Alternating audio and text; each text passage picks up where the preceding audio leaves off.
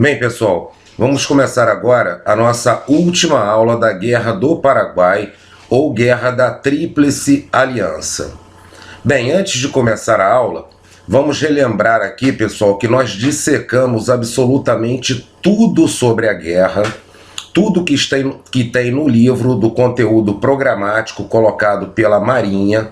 Dissecamos absolutamente tudo, porém colocamos numa ordem lógica para que você, aluno, possa entender melhor todos os episódios da Guerra do Paraguai e, ao mesmo tempo, facilitar a gravação por parte de vocês daquilo que precisa ser gravado. Ao final dessa aula, nós vamos resolver todos os exercícios que caíram nos concursos anteriores, absolutamente todos, desde 2016, quando iniciou o concurso para RM2. Mas, pessoal, antes de começar a aula, vamos ver aqui, vamos passar aqui o que nós já vimos da Guerra do Paraguai. Bem, nós vimos a Batalha Naval do Riachuelo, onde eu destaco aí que quem estava no comando das forças navais brasileiras era o Barroso, Almirante Barroso, e destaco também a presença ali do guarda-marinha Guilherme Greenhalgh e do marinheiro Marcílio Dias, que lutaram ali até a morte na Batalha Naval do Riachuelo. Guarda-marinha Guilherme Greenhalgh e marinheiro Marcílio Dias, apenas lembrando o episódio que nós vimos na guerra, eles morreram ali a bordo do vapor, ou seja, do navio movido a vapor, do Parnaíba, que não conseguiu fazer a travessia ali de Riachuelo, por problemas na propulsão. Vimos também, pessoal, que até a Batalha Naval do Riachuelo, a Marinha Brasileira ela lutou com navios de casco de madeira. Após a Batalha Naval do Riachuelo, houve a chegada dos encouraçados. Aí eu destaco, pessoal, que nós vimos que o primeiro encouraçado que chegou foi o encouraçado Brasil, que não foi fabricado no Brasil, foi uma encomenda da França. E os fabricados no Brasil, pessoal, foram o Tamandaré, Barroso e Rio de Janeiro. Então é muito importante frisar que nós tivemos encouraçados vindos do exterior e encouraçados fabricados no próprio Arsenal de Marinha do Rio de Janeiro, o Arsenal de Marinha da Corte, como vimos. Vimos também, pessoal, que Tamandaré assume o comando de Barroso, o comando da Força Naval Brasileira, e coloca Barroso como seu chefe de Estado-Maior. Apesar daí, temos a Operação Passo da Pátria, em que eu destaco a morte do tenente Marise Barros, que era comandante do navio Tamandaré, do encouraçado Tamandaré. Tivemos a passagem de Curuzu, pessoal, que vimos ali todos os detalhes. Tivemos a passagem de Curupaiti, importantíssimo aqui para a nossa prova, porque foi nessa passagem de Curupaiti que houve uma divergência entre Tamandaré e Mitre, que era o presidente da Argentina e estava comandando as forças da Tríplice Aliança. O Mitre, na passagem de Curupaiti, como vimos, ele fez um planejamento que não foi um planejamento muito bem feito, e isso acabou tendo consequência que aqui em Curupaiti nós tivemos a maior derrota da Tríplice Aliança. Então é importantíssimo nós sabermos disso, que a maior derrota da Tríplice Aliança foi justamente na passagem de Curupaiti. E devido à divergência entre Tamandaré e Mitre, devido ao planejamento mal feito por Mitre, Tamandaré e Barroso saem de cena ali. O governo brasileiro aceita o pedido de Tamandaré para não mais comandar as forças navais brasileiras, e Tamandaré sai, e quem assume no lugar de Tamandaré é o futuro Visconde de Inhaúma, Joaquim José Inácio. E Joaquim José Inácio, futuro Visconde de Inhaúma, ele sim é que completa aqui a passagem pela fortaleza de Curupaiti, pessoal. Depois nós vimos a passagem de Humaitá, aonde eu destaco aqui para vocês a atuação brilhante aqui dos tenentes Saldanha da Gama e Júlio de Noronha, na luta ali corpo a corpo das tripulações ali das embarcações, quando os paraguaios deixaram o Maitá. Esses destaques que eu fiz, pessoal, são destaques aqui importantes que podem cair na prova, porém, não é apenas isso que pode cair na prova. Eu só fiz esses destaques aqui porque, se você não se lembrou de alguma coisa disso que eu falei, é importante que você volte e dê uma revisada, pessoal. E aí você não precisa voltar na aula, volta no seu material escrito e dê uma revisada para que assim você não perca nenhuma questão na prova, pessoal. Porque aqui ao final dessa aula nós vamos resolver todas e vocês verão que com as nossas aulas aqui, você resolveria todas as questões, absolutamente todas que caíram em ano anterior, e também quaisquer questões que possam cair na prova. Bem, pessoal, superado o obstáculo de Humaitá, então, a fortaleza de Humaitá, Caxias avança para o norte. Como assim para o norte? O nosso livro só diz para o norte, então eu já coloquei aqui para vocês aqui, em direção ao Paraguai, que era o objetivo de Caxias ali, ocupar o Paraguai, pessoal. E a Força Naval? O que coube à Força Naval brasileira? A Força Naval acompanhou o movimento das forças terrestres. Caxias foi por terra para o norte e a Força Naval subindo ali o rio, acompanhando o movimento das forças terrestres aliadas. Aliadas, como eu já falei anteriormente, por quê? Da Tríplice Aliança. Os navios participaram das operações prestando apoio às forças terrestres conforme determinação de Caxias. Então, pessoal, Caxias subindo ali, ele alcançou a localidade de Palmas. E os inimigos, os paraguaios, estavam em Piquiciri. Muito importante isso aqui, Piquiciri. Vocês já vão ver porque é importante. Temos uma operação muito importante aqui para nós gravarmos aqui para a nossa prova. Quando Caxias alcançou Palmas, ele fez inúmeros levantamentos ali da região. E ele decidiu que não ia atacar, fazer uma ação frontal com os inimigos. Ele resolveu atacar pela retaguarda, pegando os inimigos pela retaguarda de surpresa. Então, Caxias alcançou Palmas e iniciou seus planos para atacar a nova posição do inimigo, em Piquiciri. Ele próprio efetuou vários reconhecimentos empregando os navios e decidiu por não realizar uma ação frontal. Resolveu atacar pela retaguarda. Então é importantíssima essa observação aqui do ataque pela retaguarda em Piquiciri. Lembrando que tudo que é importante está em vermelho, porque na hora de você fazer a sua revisão, você passa o olho aqui no que está em vermelho e você vai lembrar absolutamente de tudo que eu falei na aula. Para atacar os paraguaios pela retaguarda, era preciso utilizar a margem direita, onde se situava o Chaco, um alagadiço quase intransponível, exposto às inundações.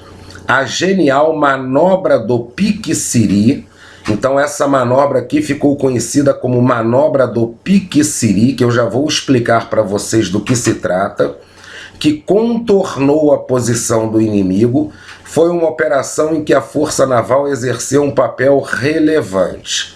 Por quê, pessoal? Vamos entender aqui.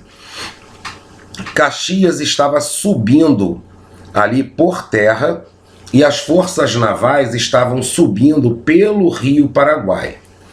O que acontece? Caxias estava na margem esquerda do rio Paraguai. Então Palmas fica ali na margem esquerda e Piquiciri também na margem esquerda do rio Paraguai.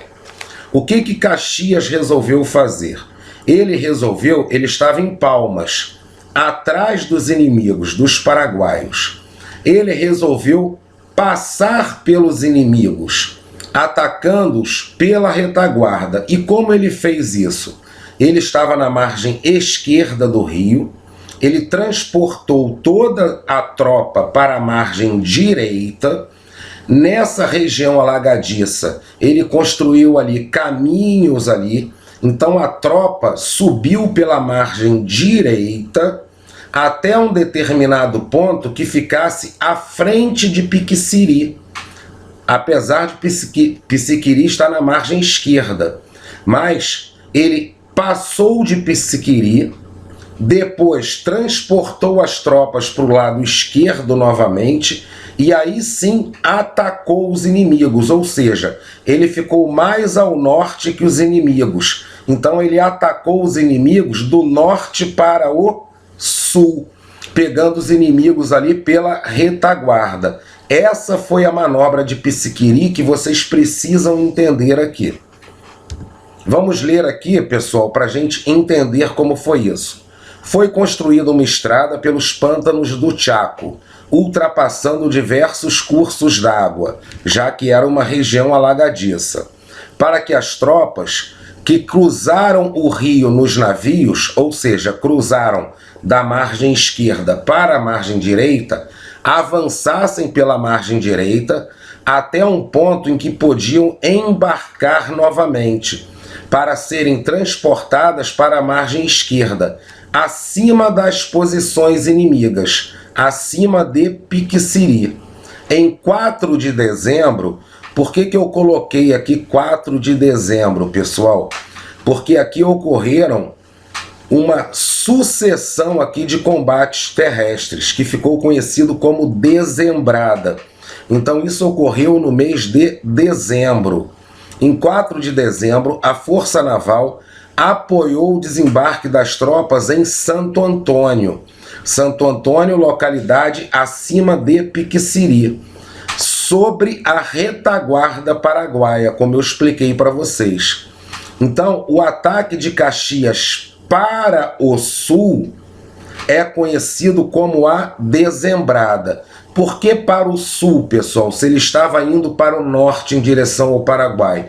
Porque nesse ataque ele ultrapassa a posição ali dos inimigos e ele fica mais ao norte dos inimigos. Então, do norte ele vem para o sul e ataca os inimigos. Ocorreu uma sucessão de combates terrestres, dos quais se destacam Itororó, Avaí e Lomas Valentinas. Então eu chamo a atenção aqui para vocês, pessoal, da dezembrada. A dezembrada foi essa sucessão de ataques terrestres, dos quais se destacam esses aqui, que vocês precisam gravar o nome, porque a Marinha costuma cobrar muito assim, ela dá nome de determinados combates e pergunta em que episódio da história brasileira foi. Nesse caso aqui foi na dezembrada, na Guerra do Paraguai. Ao final, as forças paraguaias estavam derrotadas e Lopes fugiu, pessoal. Mas é importante a gente saber aqui que Lopes fugiu. Porém, Lopes não se rendeu. Então a guerra não acabou ainda, pessoal. Lopes fugiu, mas não se rendeu. Apesar de seu exército estar praticamente aniquilado, ele conseguiu prolongar a guerra por mais um ano ainda, na região montanhosa do norte do seu país, na chamada Campanha da Cordilheira. Pessoal, a Campanha da Cordilheira, então, foi o prolongamento da guerra. Esse prolongamento teve o nome de Campanha da Cordilheira, que ocorreu no norte do Paraguai, para onde o Lopes fugiu, causando enormes sacrifícios a todos os envolvidos, principalmente ao povo paraguaio. Houve inúmeras mortes, pessoal, justamente por ele ter prolongado essa guerra numa situação de total vulnerabilidade do povo paraguaio, já que as tropas paraguaias estavam praticamente aniquiladas. Agora é importante a gente saber, pessoal, que Lopes fugiu, não se rendeu. A guerra se estendeu por mais um ano. Mas nesse ínterim, nesse espaço de tempo em que Lopes fugiu até o final da guerra, houve acontecimentos. E são esses acontecimentos que nós vamos ver agora aqui, ó. Por isso que eu coloquei para vocês. Antes da campanha da Cordilheira, o que houve aqui? Como não havia mais obstáculos até Assunção, ela foi ocupada pelos aliados pela Tríplice Aliança. E a Força Naval fundiou em frente à cidade de Assunção, em janeiro de 1869. Então vamos lembrar que isso aqui foi após a dezembrada, pessoal, após a vitória ali em Piquiciri. Então houve a ocupação de Assunção logo após a dezembrada e com a ocupação, a Força Naval fundiou em frente à cidade, porém a guerra não acabou com a ocupação de Assunção. Observação muito importante, está ali no livro, porém o livro não faz essa chamada para essa observação. E aqui na aula eu faço justamente porque a Marinha pode explorar isso na prova. A Guerra do Paraguai acabou com a ocupação de Assunção pelas tropas da Tríplice Aliança? Seria natural o candidato pensar que sim. Porém, não, pessoal, não acabou. Por quê? Porque o Lopes não se rendeu e ele prolongou essa guerra ainda por mais um ano. E o que aconteceu também antes dessa campanha da Cordilheira, pessoal? Em fevereiro, o chefe de esquadra Elisário Antônio dos Santos assumiu o comando da Força Naval. Isso é importante para a gente, pessoal, já que se trata da Marinha. E a Marinha cobra muito esses comandantes das forças navais. Então o chefe de esquadra Elisário Antônio dos Santos. E aqui vai uma dica, pessoal. Não decorem o nome todo, decorem o primeiro nome. A Marinha sempre coloca ali vários nomes, mas ela põe nomes distintos. Vocês decorando o primeiro nome, vocês já conseguem acertar a questão. Isso se não conseguirem decorar o nome todo. Então o Elisário, ele assume ali o comando da Força Naval. Ficaram no Paraguai os navios de menor calado. Como assim de menor calado, pessoal? Aqueles navios mais rasos. Como assim mais rasos? Que abaixo da linha d'água tem menos casco. Por quê, pessoal? Porque navios ideais ali para navegar ali nos afluentes, nos rios afluentes ali do Rio Paraguai. Porque os rios afluentes eram mais rasos. Então, quanto menor o espaço da linha d'água para baixo, menor o tamanho do casco do navio para baixo da água, melhor para evitar o encalhe. Então é importante essa observação que ficaram ali no Paraguai os navios de menor calado. E, pessoal, uma força naval subiu o Rio Paraguai até território brasileiro, no Mato Grosso. E houve o último combate aí que a Marinha participou. Então gravem isso, pessoal. Qual foi o último combate que a Marinha participou? Foi o combate no Rio Manduvirá, em Mato Grosso. Esse foi o último combate da Marinha na Guerra do Paraguai. A última atuação da Marinha na Guerra do Paraguai. Por quê, pessoal?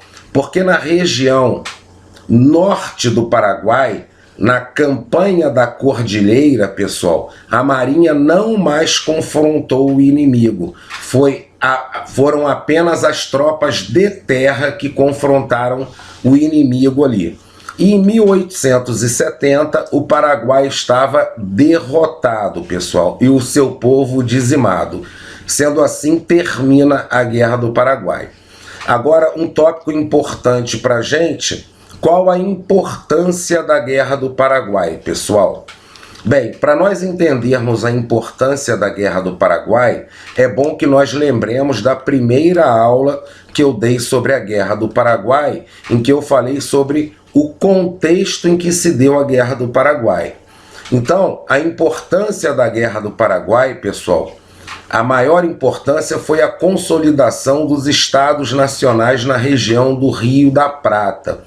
Que estados nacionais são esses? Principalmente Uruguai, Argentina e Brasil, que são ali os estados nacionais que compunham a Tríplice Aliança. E foi durante o conflito que a unidade da Argentina se consolidou. Aqui o livro colocou um exemplo da Argentina, mas não foi apenas a Argentina. Foram vários estados nacionais ali da região do Rio da Prata. Para o Brasil, pessoal, foi um grande desafio que mobilizou o país e uniu a sua população. Então, se na prova cair, vai cair exatamente como está no livro. Importante, consolidação, importância da Guerra do Paraguai. Consolidação dos estados nacionais na região do Rio da Prata. E ali o exemplo Argentina, citado pelo livro. E para o Brasil a importância foi que uniu toda a população. Por quê? Mobilizou ali povos brasileiros das mais diversas regiões. Foi lá que os brasileiros das diferentes regiões do país se conheceram melhor, passando a se respeitar e a se entender. Então essa foi a importância da Guerra do Paraguai, pessoal. Aqui a gente termina a aula da Guerra do Paraguai e a seguir faremos todos os exercícios dos concursos anteriores sobre Guerra do Paraguai, pessoal. Até daqui a pouco na próxima aula.